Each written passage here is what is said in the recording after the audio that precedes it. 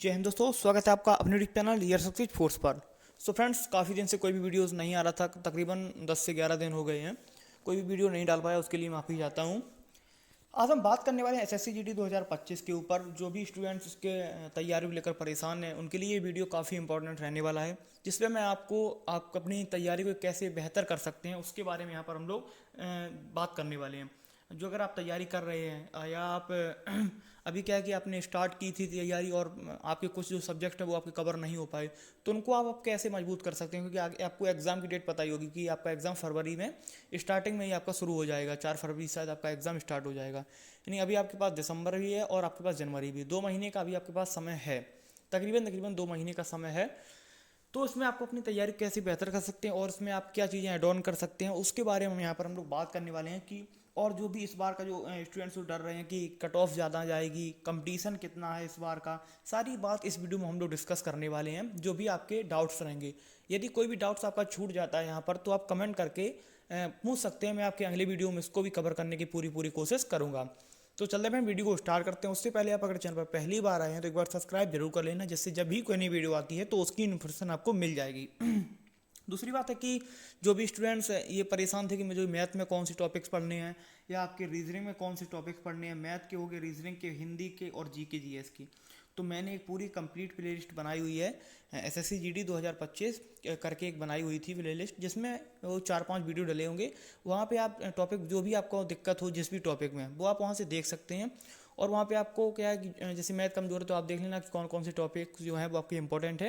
वो अगर आप वहाँ से उतने भी टॉपिक कर लेते हैं तो अप्रॉक्स आपके 15-16 क्वेश्चन आपके आराम से वहाँ से बन जाएंगे। अब चलते हैं वीडियो को स्टार्ट करते हैं। आज का जो अपना टॉपिक है कि टोटल फॉर्म फिलअप वगैरह जो भी थे, तो ये नोटिस काफ़ी पहले जो आया था, जो आरटीआई द्वारा डाला गया। तो यहाँ पर आप देख सकते हैं कि जो यहाँ पर आपकी टोटल फॉर्म की संख्या थी तो वो थी 52,69,500। ये तो हो गई फॉर्म की संख्या। अब क्या है कि इसमें थोड़ा डरने वाले जो आंकड़े स्टूडेंट्स को ये लगते हैं कि भाई इतना ज़्यादा फॉर्म है तो इस बार का जो कंपटीशन लेवल है वो बहुत हाई रहने वाला है। तो हाँ, ऐसा हो सकता है।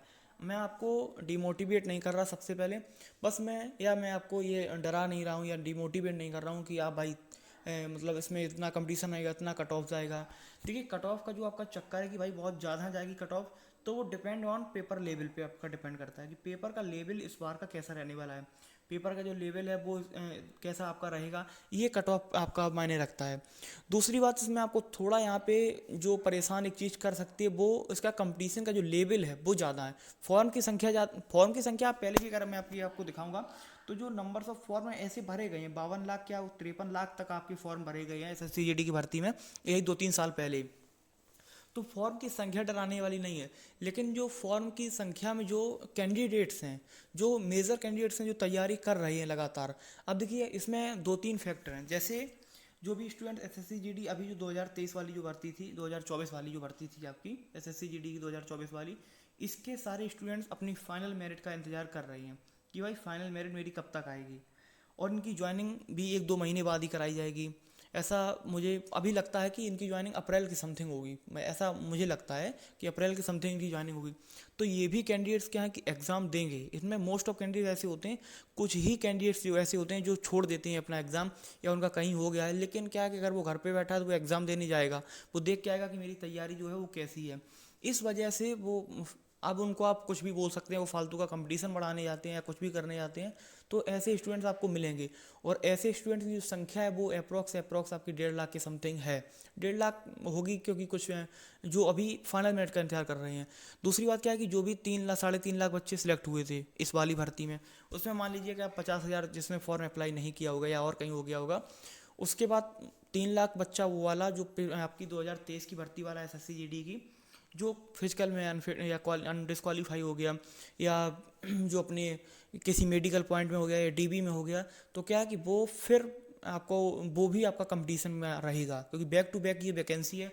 तो वो भी एक अच्छे खासे कंपटीशन में रहेगा, और उससे आपको कंपटीशन करना है, क्योंकि आप या पहली बार देंगे या दूसरी बार देंगे, आपका पहली बार में हुआ नहीं, तो वो आपको उससे ज़्यादा आपकी बार कंपटीशन होने वाला है। मैंने बार बार बोला हूँ, डिमोटिवेट नहीं कर रहा, मैं बस आपको कुछ आंकड़े बता रहा हूँ कि ये स्टूडेंट्स आपको देखने को मिलेगा। खासकर यूपी जैसे स्टेट्स में क्या है कि लड़का रेगुलर तैयारी करता रहा, उसके बाद वो पुलिस की करने लगा, एसएससी जीडी से छूटा पुलिस की करने लगा, उसके बाद फिर एसएससी जीडी की भर्ती आ गई तो फिर उससे करने लगा। तो यहाँ पर जो यूपी की जो आप कट ऑफ देखते हैं कि बहुत ज़्यादा जाती है, उसका मेन रीज़न ये भी है कि ये भी स्टूडेंट्स यहाँ का जो बहुत सारा स्टूडेंट इंतजार कर रहा है फाइनल मेरिट का, तो ये भी स्टूडेंट्स एग्ज़ाम देने जाएगा। मोस्ट ऐसा होता है कि स्टूडेंट एग्ज़ाम देने जाता है। अपील करता हूँ कि भाई अगर आपका हो गया है, आपका हो जाए फाइनल में, तो आप एग्ज़ाम देने ना जाएं, क्योंकि अब देखिए कुछ ऐसे हैं जिनको सीआरपीएफ मिल गया तो वो कहेंगे भाई मैं एक बार एग्ज़ाम देने ज़रूर जाऊँगा। आपने देखा होगा यूपी पुलिस पेपर में कि सीआरपीएफ में जॉब कर रहा फिर भी वो पुलिस का एग्ज़ाम देने आया। तो ऐसे स्टूडेंट रहते हैं जिनको एसएससी में सीआरपीएफ मिलेगा, बीएसएफ मिलेगा, वो एक बार फिर एग्ज़ाम के लिए ट्राई करेंगे। तो ये आपका कंपटीशन का लेवल थोड़ा तो यहाँ से इंक्रीज होता है, मैं आपको ऐसा इग्नोर नहीं कर सकता कि नहीं होता है। अब देखिए दूसरा जो यहाँ पर मैं आपको दिखा देता हूँ कि जो आपकी 2022 की यहाँ पे 53,59,000 समथिंग फॉर्म थे आपके। 2023-24 वाली वैकेंसी 50,000 थी, लेकिन ये बढ़ बढ़ा के 50,000 हुई थी। पहले 25 आई थी, फिर उसके बाद बढ़ी थी, फिर बढ़ी थी, ऐसे कुछ 2-3 बार में ये बढ़ी थी। उसके बाद ये वाली भर्ती जो आप 46,000 देख रहे हैं, जो अभी आपकी भर्ती जो जिसका फाइनल मेरिट का इंतजार हो, उसमें भी 47 लाख और 45,000 आपके फॉर्म अप्लाई हुए थे। तो ये भी आपका यहाँ पे जो आप रेशियो देख रहे हैं ये स्क्रीनशॉट है आरडब्ल्यू का, आप देख सकते हैं, ये उसी का स्क्रीनशॉट सर ने लगाया था। तो पर सीट जो कंपटीशन 107, 102 और 133 ये बच्चों का पर सीट कंपटीशन है, यानी इस बार जो फॉर्म है वो 52,69,000 है। अब देखिए वैकेंसी अभी 39,481 है। दूसरी बात, कल ही आपने एक नोटिस देखा होगा कि अभी भर्तियां बहुत खाली हैं, 1 लाख समथिंग बोली गई हैं। तो 1 लाख समथिंग क्या है कि यहाँ पे आपके 50,000 पद भर जाएंगे, ठीक है, और 40,000 अप्रॉक्स में ये आपके पद हैं, यानी कि 90,000 ये वैकेंसियाँ ये भी उसमें ऐड हैं। बहुत से स्टूडेंट को ये कन्फ्यूज़न हो गया कि ये वैकेंसी भरने के बाद 1 लाख और खाली है। तो ऐसा क्या है कि व्यूज़ के चक्कर में डाल देते हैं कि भाई 1 लाख पद अभी और खाली है एसएससी जीडी में, जिससे आप और देखें और अपनी तैयारी को थोड़ा स्लो कर लें। ऐसा नहीं है। देखिए यहाँ पर क्या है कि अभी ये भी पोस्टें नहीं भरी गई हैं और अभी ये भी पोस्टें नहीं भरी गई, यानी कि अभी 90,000 पोस्टें आपकी भर जाएंगी, तब 10,000 बचेंगी। कोई आपकी 1 लाख और वो नहीं है। अगर होंगी भी तो आपको उनसे क्या करना, होंगी तो आ जाएंगी 1-2 साल में, ठीक है। मेरा बोलने का मतलब ये है। तो 10,000 बढ़ने के अभी इसमें भी चांसेस, कम से कम 10,000, मैं जो सोचता हूँ कि 10,000 वैकेंसी इसमें बढ़ेगी, यानी कि अप्रॉक्स ये भर्ती 50,000 पे जाएगी, 50,000 से मिनिमम जाएगी। तो ये कंपटीशन जो अभी आप 133 ये देख रहे हैं, ये भी आपका यही 110 115 की समथिंग आ जाएगा। मैंने कैलकुलेट नहीं किया है लेकिन आ जाएगा। आप देख लेना, आप ये कहीं कैलकुलेशन नहीं की। अब देखिए, अब जो मैंने बात की थी तैयारी को आप किस तरीके से अपना अच्छा कर सकते हैं, तो नंबर फर्स्ट मैं 3 पॉइंट आपको बोलने वाला हूँ जिससे आप अपनी तैयारी को एक बेहतर मोड पर ले जा सकते हैं। जैसे आप कम से कम 70 क्वेश्चन का टारगेट रख के चलिए कि मुझे इससे कम नहीं करना है, ठीक है। अब देखिए पहले नंबर पे आता है मिनी मॉक टेस्ट।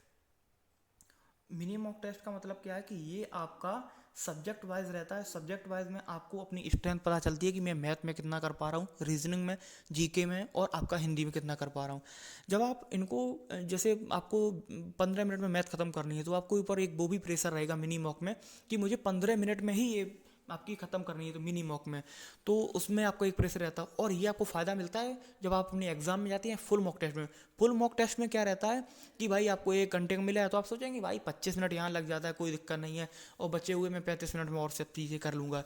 तो ये उससे वहाँ पे आपकी स्पीड स्लो पड़ जाती है। तो मिनी मॉक टेस्ट से आपकी स्पीड बूस्ट होती है, पर सब्जेक्ट वाइज आपकी स्पीड बूस्ट हो जाएगी। आप बहुत जल्दी मैथ को करने लगेंगे, बहुत जल्दी रीजनिंग को करने लगेंगे। तो मिनी मॉक टेस्ट देना बहुत ज़रूरी है। और ये मत सोचिए कि मैंने 2 दे लिए, 4 दे लिए, अप्रॉक्स कम से कम 30 से 40 सेट देके जाइए किसी भी सब्जेक्ट के।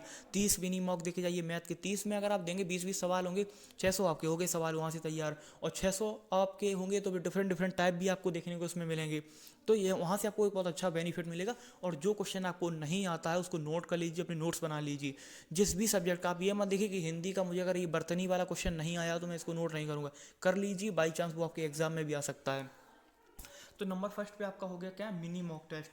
मिनी मॉक टेस्ट पे आप ज़्यादा से ज़्यादा लगाइए और अप्रॉक्स किसी भी सब्जेक्ट के कम से कम 20 प्लस मॉक टेस्ट लगा लीजिए। दूसरे नंबर पे आता है full mock test. Full mock test आता है। फुल मॉक टेस्ट में क्या है कि ये भी कम से कम आप 40 फुल मॉक टेस्ट आप करके जाइए। अब यहाँ पे जब आप 40 प्लस कर लेंगे और 40 में आपको क्वेश्चन कितना मिलेगा, पूरा सब में आपको 80 क्वेश्चन मिलता है, तो 3200 क्वेश्चन आपका हो गया। और अगर आप सब्जेक्ट वाइज करेंगे तो 40 यानी 800 क्वेश्चन आपके अदर वैसे उस टाइप की होगी। जैसे 40 आपने फुल मार्क दी तो उसमें 20 के आपकी मैथ के आएंगे, यानी कि आपके 800 क्वेश्चन आपके वहाँ पर तैयार हो गए। तो यहाँ पर आपको बहुत एक अच्छा बेनिफिट मिलेगा। आप 40 कहाँ से देंगे, तो देखिए आप कहाँ से दे सकते हैं इनको। सबसे बड़ा क्या है कि आपको देना कहाँ से, आप ये भी परेशान करें कि मुझे जैसे पैसा नहीं देना है तो मैं कहाँ से दूँ। जिस भी प्लेटफॉर्म पर आपको फ्री मॉक मिल रहा है, देखिए फ्री मॉक का जैसे RW जो सबसे पॉपुलर इवेंट्स है, मैं आपको बता रहा हूँ, एग्जाम पर है वहाँ पर आपको मिल जाते हैं। और आपको जो एक गगन सर ने अभी एक जो ऐप लॉन्च किया था उस पर भी आपको शायद मिल जाते हैं फ्री मॉक टेस्ट। तो जहाँ पर भी आपको फ्री मॉक टेस्ट मिले, 2 4 5 आपके SSC GD की ट्रायल आपको टेक्स्ट बुक पर मिलते हैं, वहाँ से दे दीजिए। तो जितने आप मोर देन आपको देंगे यहाँ पर मॉक टेस्ट, वो वहाँ पर आपको बहुत अच्छा एक बेनिफिट करने वाले हैं अपने एग्जाम में। अब तीसरे नंबर पे आता है कि मैं 3 पॉइंट जैसे कि बोला, एक तो मिनी मॉक हो गया, एक आपका फुल मॉक हो गया।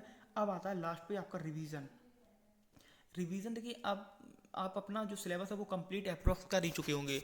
तो वहाँ पर आपको क्या करना है कि आप शुरू से कोई भी चैप्टर उठाएंगे। जैसे आपका मान लीजिए हिंदी आपने उठा लिया, हिंदी में क्या कि आपको विलोम शब्द पढ़ना है, तो वो आप एक दिन में उसको खत्म, क्योंकि आपने पहले पढ़े हुए हैं, आपने 4 5 दिन पे समय निकाला हुआ है। तो आप क्या करेंगे, उनमें एक भी दिन में आपके जो भी 300 400 500 वो पढ़ जाएंगे, 2 3 घंटे में आपके 500 होंगे तब भी वो पढ़ जाएंगे।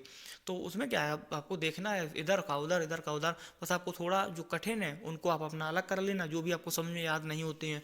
तो इस तरीके से आप एक सब्जेक्ट को डेली सब्जेक्ट के एक टॉपिक को आप डेली उठाइए। और 4 टॉपिक हैं आपके, 4 जैसे हिंदी, रीजनिंग, मैथ और आपका जीके में आपको डिवाइडेशन कर लेना है कि एक दिन मुझे हिस्ट्री के आप क्वेश्चन याद कर लेने या आपको जो आपकी ल्यूसेंट की जो बुक आती है उससे पढ़ लेना है, ठीक है। टॉपिक वाइज 2 पेज आज पढ़ लिए, 2 पेज कल पढ़ लिए, 2 पेज परसों पढ़ लिए, ऐसे। और स्टैटिक जीके जो मैंने आपसे बोला था, स्टैटिक जीके जो एक RW की बुक मैंने बोली थी स्टैटिक जीके की, वो आप जरूर ले लेना। और उसमें आपको क्या है कि उसमें आपको टॉपिक वाइज मिलता है। जैसे शास्त्रीय नृत्य, तो आपने वो उठाया पूरा 2 3 पेज में निपटा दिया।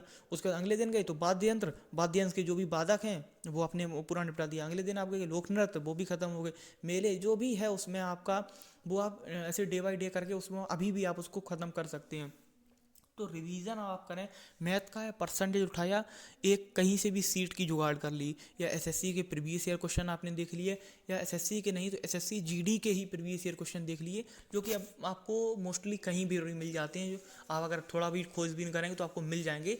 जिसमें आपको क्या रहता है कि वहाँ पर जैसे 100 या 50 क्वेश्चन आपको मिल गए, 100 कम से कम 50 से लेके 100 के बीच में, यानी 70 80 क्वेश्चन आपको मिल गए परसेंटेज के, और आपने उनको खत्म 70 80 क्वेश्चन को निपटा दिया। क्या कि अब आपके वो वहाँ पे कॉन्सेप्ट जो भी आपको फंसेंगे, तो वहाँ आप अपनी जो आपने नोट्स बनाई हैं, जब उसको सिलेबस को कंप्लीट कर रहे थे, तो जो भी जिस भी टॉपिक में आप फंसेंगे, वहाँ पे जिस भी टाइप में आप फंसेंगे, तो वो वहाँ से आप जाके तुरंत देख लेना।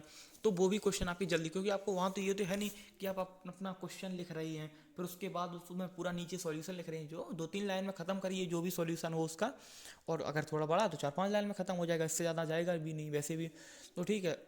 तो ऐसे क्वेश्चन को आप प्रैक्टिस आप टॉपिक वाइज करिए, और टॉपिक वाइज करने के साथ साथ सब्जेक्ट उसमें आपके जैसे मैथ उठाया तो परसेंटेज निपटा दिया, प्रॉफिट लॉस डिस्काउंट, और फिर आपका CI हो गया, SI हो गया, टाइम एंड वर्क हो गया आपका, उसके बाद पाइप सिस्टम हो गया, आपका टाइम डिस्टेंस हो गया, एवरेज हो गया।